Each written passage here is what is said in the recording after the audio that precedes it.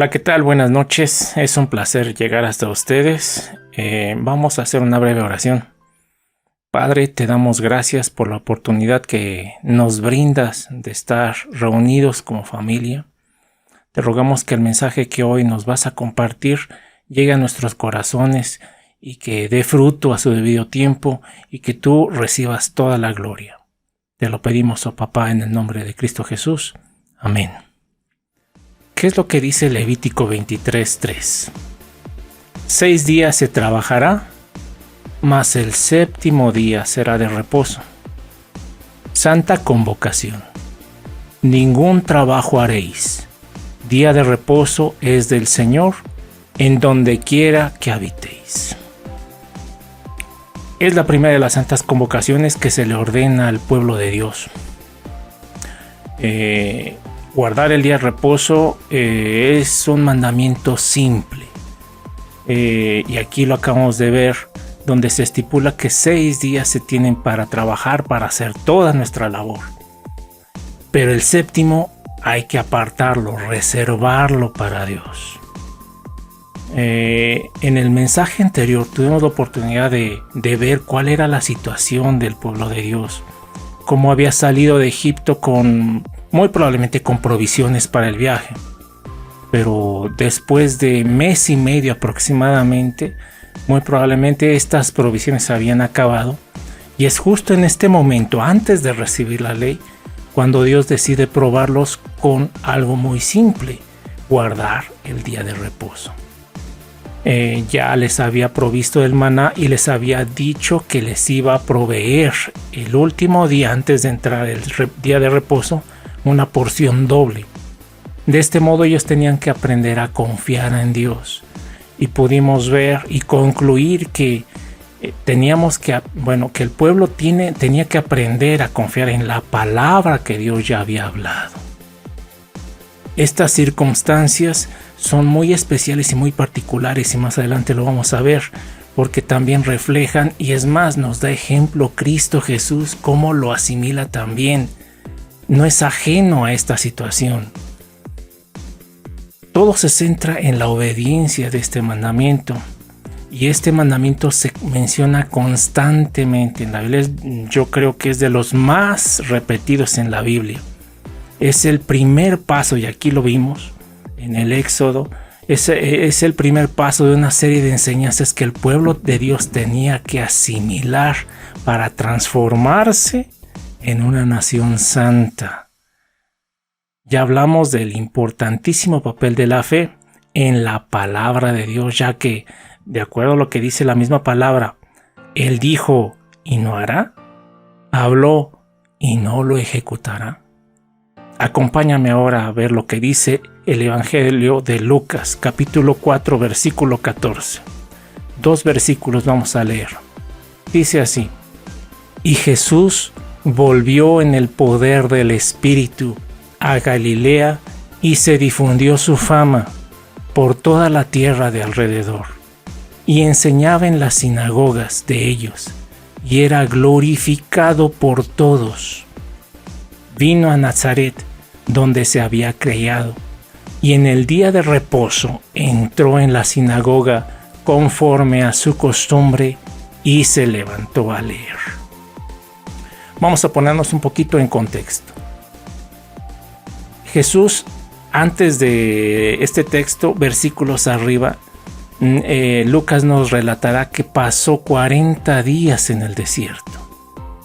Jesús acababa de salir en el desierto, y la misma palabra dice, Jesús volvió en el poder del Espíritu después de ese desierto. Pero ¿qué pasó en el desierto? No comió nada durante 40 días. Fue tentado por el diablo y venció la tentación con la palabra de Dios. Ahora aquí vamos a detenernos un momento. Aquí vemos una similitud en lo que el pueblo había pasado. El relato de Éxodo 16, donde el pueblo está ya recibiendo el maná, pero se le indica que el día antes del reposo tenían que recoger porción doble y aprender a confiar en Dios. Ahora, aquí ya el pueblo estaba dependiendo totalmente de Dios. muy probablemente ya antes de recibir el maná ya estaba preocupado y ya estaba en una situación ya muy difícil por el clima, el sol abrasador del desierto. Y ahora Jesús también padeció lo mismo. Jesús no comió nada durante 40 días y también fue tentado, pero salió adelante con la palabra de Dios. Vemos cómo el diablo se acerca a tentarle y Jesús vence a la tentación con la misma palabra de Dios, porque él nada más proclama lo que Dios ya había dicho y él confía en que su Padre así lo va a cumplir y lo va a hacer. Algo que al pueblo del Éxodo le costó mucho trabajo asimilar y por eso padeció. Aquí vemos pues una asombrosa similitud con la situación del pueblo del Éxodo. Sin embargo, como ya lo dije, Jesús da ejemplo de cómo salir adelante manteniéndonos firmes en la palabra que Dios ya habló. Hebreos 11:6 dirá: pero sin fe es imposible agradar a Dios, porque es necesario que el que se acerca a Dios crea que le hay y que es galardonador de los que le buscan. Esta misma fe es la que te debe de impulsar a creer. ¿Cuál fue el resultado de esta obediencia? Regresó del desierto en el poder del Espíritu, haciendo demostraciones de poder y autoridad ante todo mundo. Empezó pues a enseñar en las sinagogas en el día de reposo, y aquí vemos algo importantísimo conforme a su costumbre, es decir, Cristo seguía al pie de la letra lo que indicaba la ley. Ahora vámonos 2 capítulos adelante en Lucas. Lucas 6:1 dirá: aconteció en un día de reposo que pasando Jesús por los sembrados, sus discípulos arrancaban espigas y comían, restregándolas con las manos. Y algunos de los fariseos les dijeron: ¿por qué hacéis esto, lo que no es lícito hacer en los días de reposo? Respondiendo Jesús les dijo: ¿ni aun esto habéis leído? Lo que hizo David cuando tuvo hambre, él y los que con él estaban. ¿Cómo entró en la casa de Dios y tomó los panes de la proposición, de los cuales no es lícito comer, sino solo a los sacerdotes, y comió, y dio también a los que estaban con él? Y les decía: el Hijo del Hombre es Señor aún del día de reposo.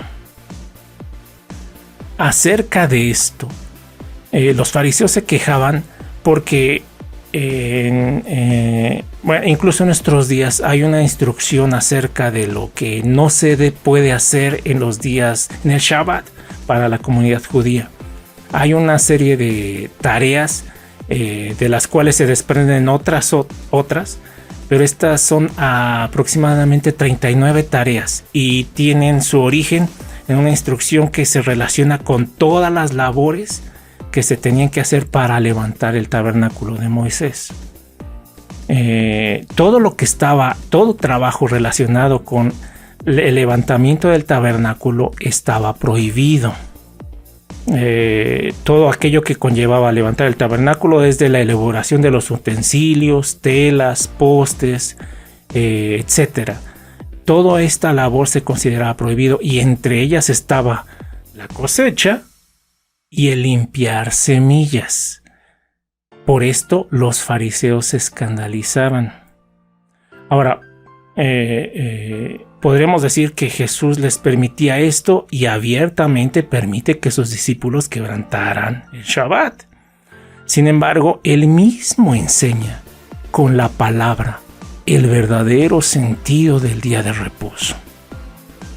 Y Jesús cita el evento de David cuando está huyendo de Saúl. Está huyendo y resulta que estaba padeciendo también hambre. Entonces llegó a donde se congregaban los sacerdotes y les preguntó si tenían algo de comer, y el sacerdote que estaba ahí le dijo que no tenía nada más que los panes de la proposición. Y con mentira David se llevó los panes, los sacerdotes se lo permitieron, y David le dio esos panes incluso a quienes lo estaban acompañando. Ahora, esto no despertó la ira de Dios. Sin embargo, vemos cómo los fariseos se olvidan de este tipo de pasajes y nada más se olvidan la enseñanza y el sentido, lo que es el significado real del día de reposo. Mateo aporta una enseñanza más al indicar que aún los sacerdotes, porque este mismo relato está también en Mateo. Resulta que Mateo también aporta esta enseñanza al indicar que aún los sacerdotes profanan el sábado, el Shabbat, y son sin culpa. Y finalmente ahí en Mateo también concluye que lo que Dios está demandando es misericordia y no sacrificio. Y después Isaías 58:13 dice, indica que el Señor es del Señor es el día santo de reposo. Y aquí también en Mateo Jesús concluye que el reposo se hizo a causa del hombre y no y no el hombre para el reposo. Y después termina diciendo que Jesús, el Hijo del Hombre, es Señor del día de reposo. Ahora, este mismo relato está en los 3 evangelios sinópticos, Mateo, Lucas y Marcos. Vamos a ver qué es lo que dice Marcos. Marcos 3:1-6 dice, otra vez entró Jesús en la sinagoga, y había allí un hombre que tenía seca una mano, y le acechaban para ver si en el día de reposo le sanaría, a fin de poder acusarle. Entonces dijo al hombre que tenía la mano seca, levántate y ponte en medio. Y les dijo, ¿es lícito en los días de reposo hacer bien o hacer mal? ¿Salvar la vida o quitarla? Pero ellos callaban. Entonces, mirándolos alrededor con enojo, entristecido por la dureza de sus corazones, dijo al hombre, extiende tu mano. Y él la extendió, y la mano le fue restaurada sana. Y salidos los fariseos tomaron consejo con los herodianos contra él para destruirle. Muy bien. Lo que leímos antes en Lucas, que les acabo de decir, está en Lucas, en Mateo y Marcos, nos habla de cómo los discípulos estaban limpiando semillas porque sintieron hambre. Parece ser, y el relato continúa, que Jesús se dirigía a la sinagoga, y aquí es donde nos situamos de acuerdo a lo que dice Marcos. Lucas también lo menciona y Mateo también. Ya están en la sinagoga. Ahora, aquí en la sinagoga ya había tenido una discusión con los fariseos y ahora Jesús lanza directamente la pregunta, ¿es lícito en los días de reposo hacer bien o hacer mal? Ahora, desde nuestra perspectiva, parecería lógica la respuesta. Sin embargo, situémonos en la cultura del pueblo de aquella época. Lo que unía al pueblo en aquella época era la ley de Moisés. Entonces, el pueblo en general confiaba en lo que los maestros de la ley les instruían a hacer. Pero los maestros de la ley eran muy severos e incluso habían agregado mandamientos de hombres, así lo denuncia Jesús, que no tenían que ver nada con lo que decía específicamente la palabra de Dios. Ellos conocían perfectamente el pueblo, lo que los maestros de la ley les habían enseñado y temían de que fueran señalados. Los mismos maestros de la ley habían caído también en el error y ya no veían con misericordia, sino más bien con la lente de un verdugo para acusar, señalar y castigar. Sin embargo, aquí Cristo muestra cuál es el verdadero sentido, a qué se refiere con misericordia quiero y no sacrificio. Y lo hace con una demostración de autoridad y poder una vez más, al indicarle a aquel hombre que extendiera la mano y al instante aquella mano que ya no le servía fue restaurada. Y vemos cómo se cumple lo que dice la palabra de Dios desde Génesis. Todo lo que Dios ha hecho es bueno y en gran manera. Cristo lo que hace aquí es bueno y en gran manera también. Estaba confirmando lo que Juan describe en el capítulo 6:38, diciendo que él no vino a hacer su propia voluntad, sino lo que el Padre le encomendó hacer. acabemos. Dice, podemos concluir de todo esto que hay un paralelismo entre lo que vivió el pueblo en Éxodo y lo que relata Lucas y los evangelios, cuando Jesús sale del desierto, cómo es tentado, es probado, y después empieza a enseñar en los días de reposo en la sinagoga.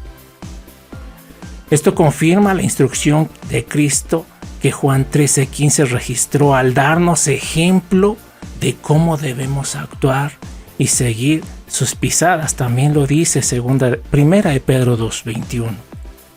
Vemos cómo al salir de esta prueba empieza su ministerio manifestando el poder de Dios con palabra y autoridad, y lo realiza en las sinagogas en el día de reposo, cuando el pueblo se reunía a escuchar la instrucción de los maestros de la ley.